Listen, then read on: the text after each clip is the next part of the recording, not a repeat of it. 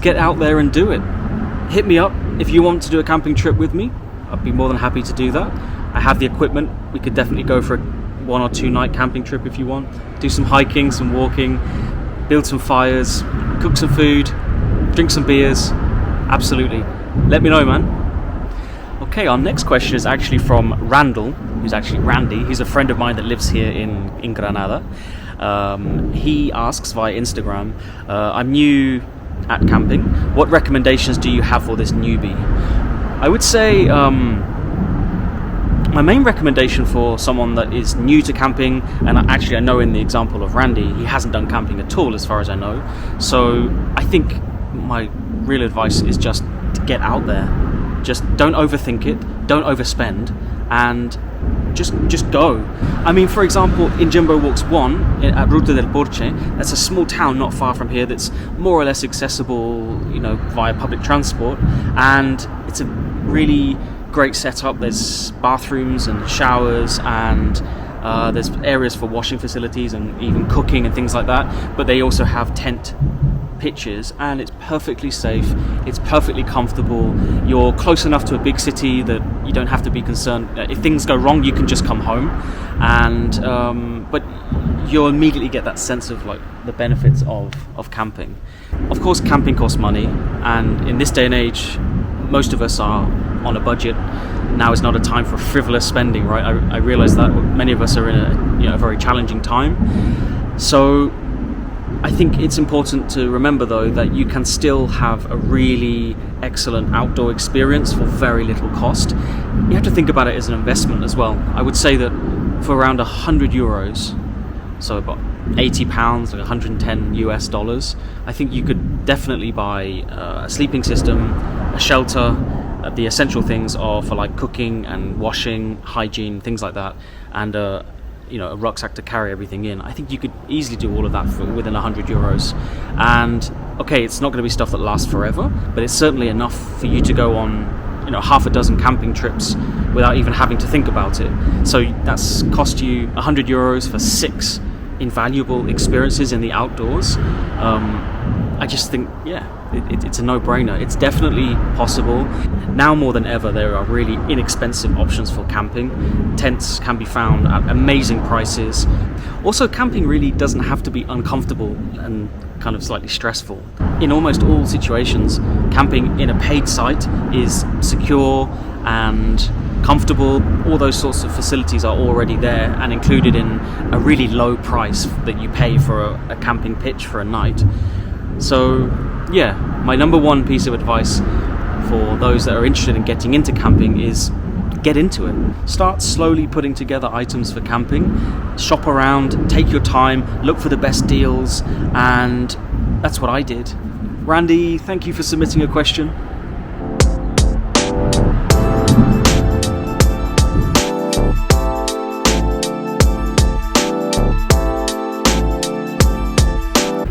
Yes, I would recommend camping with a baby, and my advice would be just to treat it like any other camping trip or any other day with a baby. So to follow up with our question from Randy, I also have a question from his wife, Shivan. Thank you for your question. She submitted a question also via Instagram that says, would you advise a family with a 3-month-old baby to give camping a try? Thanks. Absolutely yes. There are many YouTube channels of people camping with very young children and babies. I actually think camping with a baby is far easier than camping with a young child. Shivan and Randy have a young daughter the same age as my daughter, and I'm sure they can confirm that it can be quite challenging keeping children entertained, and they're obviously very inquisitive and curious and adventurous at that age, and they don't always know the limits and boundaries.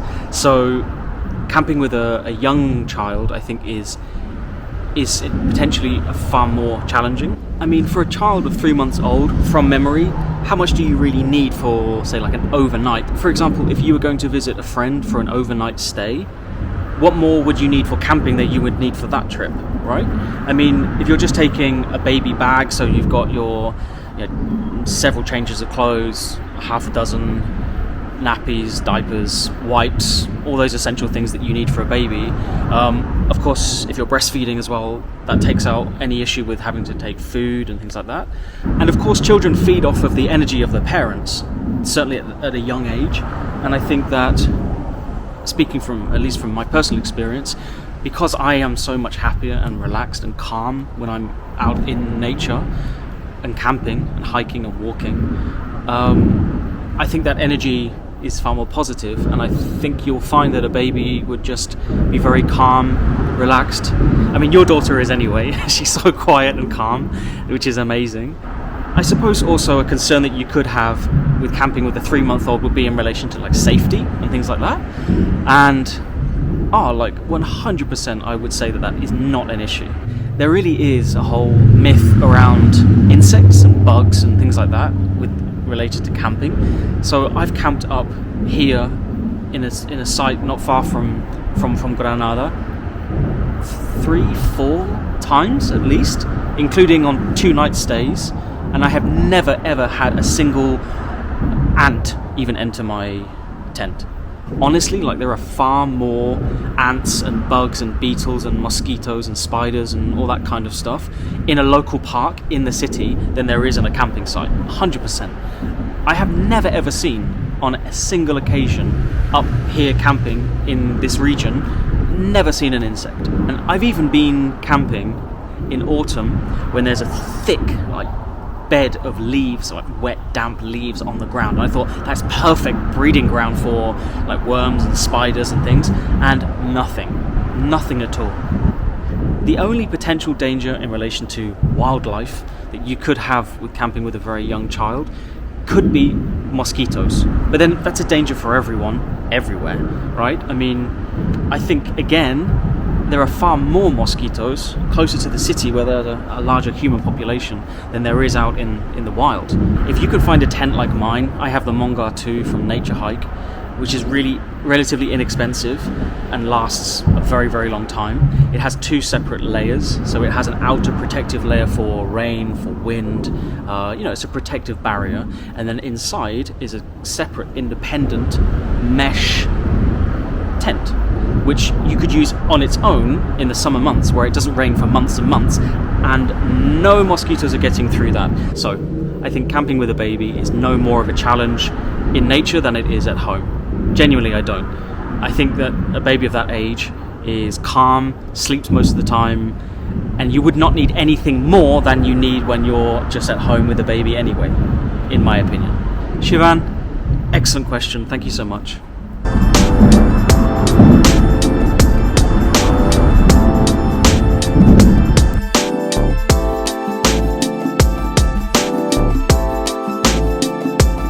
It would have to be Australia. Ideally, maybe Queensland or Northern Territory. Definitely Australia.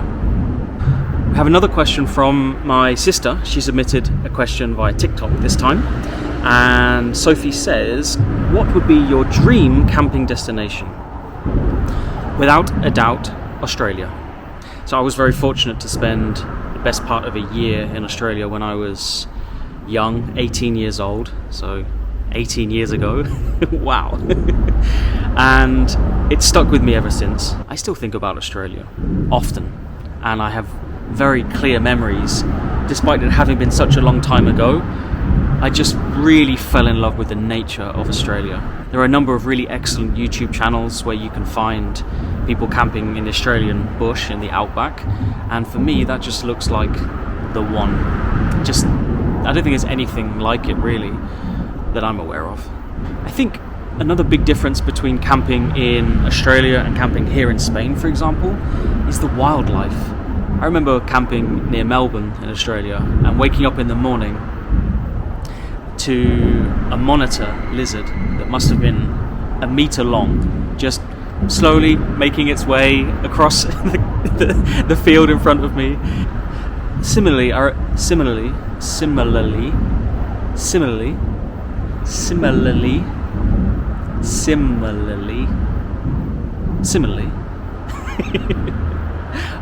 also, I remember going to the Blue Mountains near Sydney for camping, and there just, like the birds, I bought a book of Australian birds when I was there just because my mind was blown by how many different types of birds there were, like big parrots and things like this everywhere, just even in the cities, for example. I mean, of course, as well, it's well documented that in Australia they have koalas and wombats and possums and lots of other kangaroos, of course, right? And it's not a stereotype, but these things are almost everywhere outside of the main cities, and even in the city. It's true that there's some danger associated with that, like, for example, like poisonous snakes and huge spiders, things like that. But I have never in my life had so many interactions with nature as I did when I was in Australia. The wildlife in Australia is just unparalleled, and I really think that adds another dimension to the whole camping experience. I couldn't believe it when I saw the ibex in Jimbowalks 1. I saw the Spanish ibex, the Spanish goat, and that was amazing, because just seeing a wild animal at all is kind of unheard of here. It's quite sad that I can be out here camping for 2 or 3 days and not see a single animal, like no wildlife at all, really. Birds, of course, some insects, maybe some caterpillars, locusts and things like that, but in terms of like small mammals or anything that's kind of exciting, just doesn't exist here. It's not, I don't know why. So ever since being in Australia back in 2004, I believe, I have just had this feeling like I need to return all the time. Sadly, I'm still yet to make my way back. It's now 2022, 18 years later, but that feeling is still very fresh for me. Just going back to Australia at all would be amazing, but especially if I could live an outdoor lifestyle in Australia, I think that would be the best opportunity ever. Thank you again, and as always, Sophie, for your support of the channel and for submitting a question.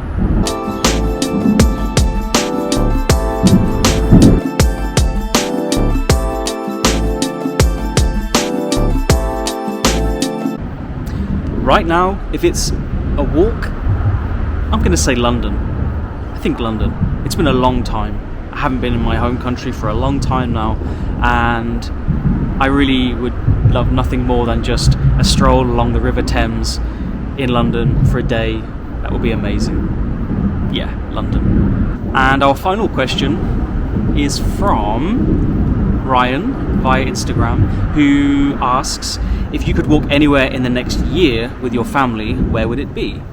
Ryan is a good friend of mine who featured in the Gratitude Time video of Jimbowalks 6, I believe.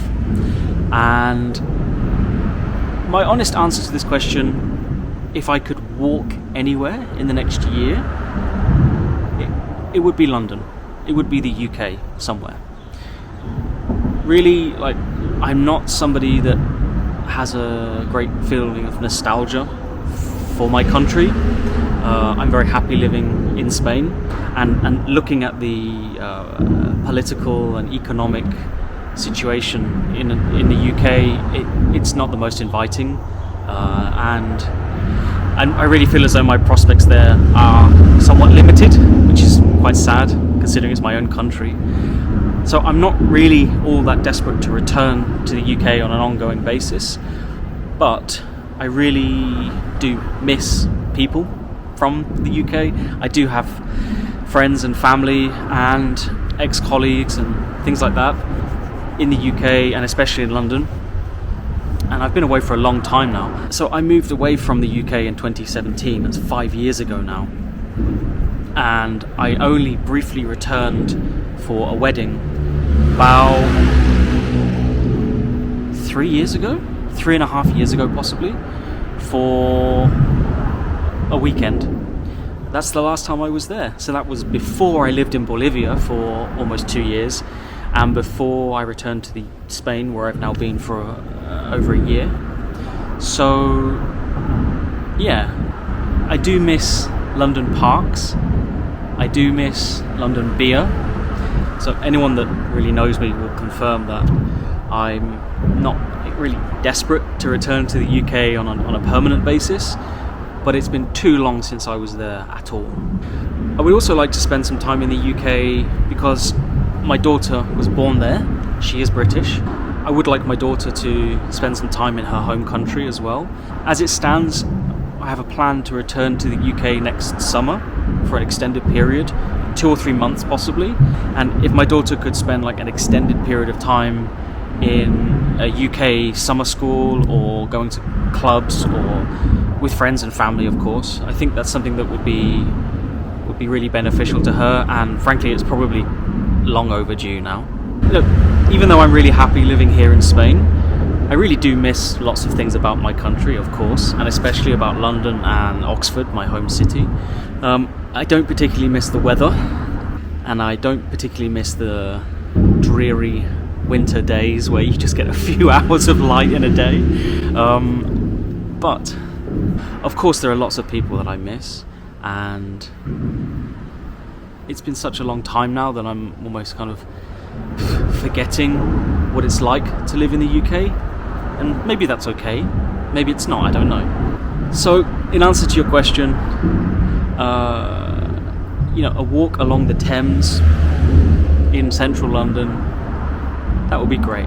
I would really enjoy that. It's been a long time since I've been in London, and I really would love to spend some time back in my home country. Ryan, perfect question. Thank you so much. Thank you to everyone that submitted a question for today's Jimbo Walks first question and answer video. I've really enjoyed the process of thinking some things through, and with the channel moving at such a pace, so many videos, 50 videos in 50 days now, it's actually important sometimes to just take a moment, take a step back and look at things from the outside, and this process has actually really been beneficial and has given me some great ideas for future videos actually.